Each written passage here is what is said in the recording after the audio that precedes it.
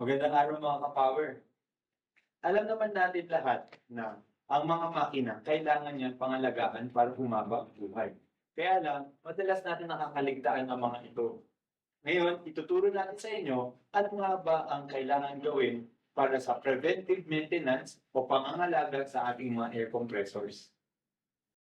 Mga ka-power, nandito tayo ngayon sa Powercraft R&D Center at kasama natin ngayon si Sir Nick Lustria. Bale, siya po ang Quality Control Head ng Powercraft. So, i-interviewin natin siya base sa kanyang napakalawak na experience. Ano nga ba yung mga kailangan gawin para sa preventive maintenance ng air compressor? Okay. So, Sir Nick, ano nga ba yung mga kailangan natin gawin para dun sa air compressor? Siyempre po, una po, bago natin gamitin ng compressor, kailangan po natin munang basahin yung manual. Kasi dito po nakalagay yung mga kakailangan natin gawin gaya ng mga preventive maintenance as daily, weekly, at saka kung sakali pong i-storage na yung unit. O yan tandaan ninyo, basahin muna yung manual. O Sir Nick, ano yung mga kailangan natin gawin araw-araw? Sa araw-araw po natin na gagawin, kailangan po nating i-check yung air filter. Sa loob po ay meron po siyang fertile element, pero ang kanya pong trabaho ay para wag po pumasok ang dumi sa loob at para mapanatiling tumagal ang buhay ng compressor. Ayan. So, lilinisin natin yan. Bubugahan mo lang ng hangin, napakadali lang yan. O kaya huhugasan. Okay, so yung sa air filter. Ano pa, Sir Nick, bukod sa air filter? Yung isa pa po nating gagawing araw-araw ay ang pagti-drain po ng tubig sa loob ng tangke. Alam naman po natin na kapag ang hangin ay mainit, pag lumamig po ay nagkakos ng moisture, which is natatrap po siya sa loob ng tangke. So, kailangan po natin i-drain. Napakadali lang po. Meron na po tayo ditong drain valve.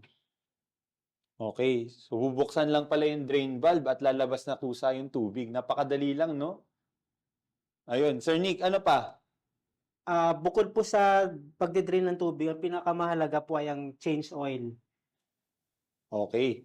So yung change oil, paano natin malalaman kung kailangan na palitan yung oil? Unang-una po, meron po tayo ditong oil sight glass. Makikita po natin na ang oil ay nasa tamang level at tamang kulay. Ano ba yung tamang level niyan dapat? Ang tamang level po nito ay meron po tayong kulay pula na dapat po nasa gitna lamang. Gitna. So hindi pwedeng masyadong marami, hindi rin masyadong konti. Opo. Okay. So yung sa kulay naman ng oil, anong kulay ba dapat? Ang pinakamagandang mainam pong kulay nito ay clear hanggang po pag medyo brown. Okay. Pagka kulay itim na po, yun na po ang kailangan natin mag-change oil. Ganun pala. So, tandaan, parang kotse lang, no? Kapag matagal nang ginagamit, kailangan mo ng change oil. Okay? Anong klaseng oil nga pala yung ginagamit dyan, Sir Nick? Ang recommended lang po natin dito ay yung ginagamit sa mga motorsiklo is gasoline oil or sa E30, or kung meron kayong mahanap na compressor oil, mas mainam. Okay. So, pwede na yung pangkaraniwan na SAE30 na motor oil.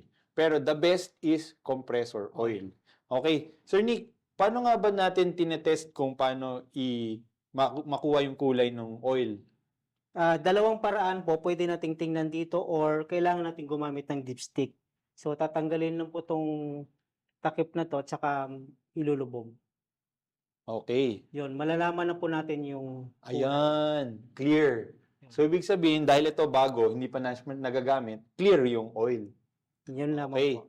Siguraduhin na masikip to, pag ipapasok mo ulit yung oil cap, kailangan maskip, kundi lalabas yung tubig, yung oil niya, no? Ayun. So, Sir Nick, napakadali lang pala mag-maintain ng compressor, no?